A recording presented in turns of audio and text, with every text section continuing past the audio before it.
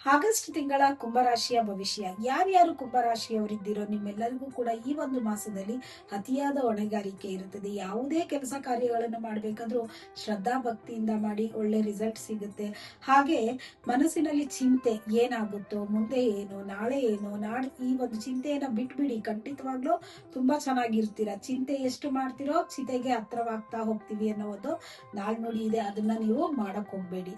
ಹಾಗೆ ಯಾವುದೇ ಕೆಲಸ ಕಾರ್ಯಗಳನ್ನು ಬೇಕಾದ್ರೂ ನಿಮ್ಮ ಕುಲದೈವಕ್ಕೆ ನಮಸ್ಕಾರ ಮಾಡಿ ಈ ಒಂದು ಕೆಲಸವನ್ನ ಮಾಡ್ತಾ ಇದ್ದೀನಿ, ಇದು ಸುಗಮವಾಗಿ ಆಗ್ಲಿ ಅಂತ ಕೇಳ್ಕೊಡಿ. ಖಂಡಿತವಾಗ್ಲೂ ಒಳ್ಳೆ ಕೆಲಸ ನಿಮ್ಗೆ ಆಗೇ ಆಗತ್ತೆ. ಹಾಗೆ ನಿಮ್ಗೆ ಯಾವುದೇ ಒಂದು ಮಾನಸಿಕ ಕಿರಿಕಿರಿ ಈ ಮಾಸದಲ್ಲಿ ಜಾಸ್ತಿ ಇರುತ್ತೆ. ಆದ್ರಿಂದ ರಾತ್ರಿ ಮಲಗಬೇಕಾದ್ರೆ ನೀವು ಪ್ರತಿಯೊಬ್ಬರು ಹನುಮಾನ್ ಚಾಲೀಸ್ನ ಕೇಳಿ ಮಲಗಿ, ಇದರಿಂದ ಒಳ್ಳೆ ರಿಸಲ್ಟ್ ಸಿಗುತ್ತೆ. ಇನ್ನ ಪ್ರೇಮಿಗಳ ವಿಚಾರಕ್ಕೆ ಬಂದಾಗ ಈ ಮಾಸದಲ್ಲಿ ಒತ್ತಡದಿಂದ ಇರ್ತೀರಾ ಇಬ್ರು. ಹಾಗೆ ನಿಮ್ಮ ನಿಮ್ಮ ಹೊಣೆಗಾರಿಕೆಗಳನ್ನ ಅರ್ಥ ಮಾಡ್ಕೊಂಡು ಸ್ವಲ್ಪ ಆದಷ್ಟು ತಕ್ಕ ಮಟ್ಟಿಗೆ ಮಾತಾಡೋದನ್ನ ಕಮ್ಮಿ ಮಾಡ್ಕೊಂಡಿದ್ರೆ ಒಳ್ಳೇದಾಗತ್ತೆ. ಇನ್ನ ಸಂಸಾರದ ವಿಚಾರಕ್ಕೆ ಬಂದಾಗ ಕಿರಿಕಿರಿ ಈ ಒಂದು ಮಾಸದಲ್ಲಿ ಇದ್ದೇ ಇರುತ್ತೆ. ಆದ್ರಿಂದ ಎಷ್ಟು ಸಾಧ್ಯನೋ ಅಷ್ಟು ಮೌನತಿ ಸಮ್ಮತಂ ಲಕ್ಷಣಂ ಅಂತ, ಎಷ್ಟು ಮೌನವಾಗಿರ್ತೀವೋ ಅಷ್ಟು ಒಳ್ಳೇದಾಗತ್ತೆ. ಇನ್ನ ಆರೋಗ್ಯದ ವಿಚಾರಕ್ಕೆ ಬಂದಾಗ ನರಗಳ ದೌರ್ಬಲ್ಯ, ವೀಕ್ನೆಸ್, ನಿದ್ರಾಹೀನತೆ ಇದೆಲ್ಲವೂ ಇದೆ ಕುಂಭರಾಶಿಯವರಿಗೆ. ಇದ್ರ ಕಡೆ ಗಮನವನ್ನ ಕೊಡಿ.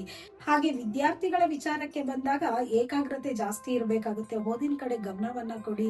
ಇನ್ನ ಶುಭ ಬಣ್ಣ ಬಂದು ಕಪ್ಪು ನೀಲಿಯನ್ನು ಯಥೇಚ್ಛವಾಗಿ ಬಳಸಿ ಈ ಒಂದು ಮಾಸದಲ್ಲಿ. ಹಾಗೆ ಭಗವಂತನನ್ನ ಎಷ್ಟು ಆರಾಧನೆ ಮಾಡ್ತೀರೋ ನಿಮ್ಮ ನಿಮ್ಮ ಕುಲದೈವವನ್ನ ಅಷ್ಟು ನಿಮ್ಗೆ ಒಳ್ಳೆ ರಿಸಲ್ಟ್ ಸಿಗುತ್ತೆ. ಇನ್ನ ಸಂಖ್ಯೆಗಳ ವಿಚಾರಕ್ಕೆ ಬಂದಾಗ 4, 6, 8, 9 ನಿಮ್ಗೂ ಕೂಡ ಒಳ್ಳೆ ಲಕ್ಕಿ ನಂಬರ್ ಅಂತಾನೆ ಹೇಳ್ಬಹುದು.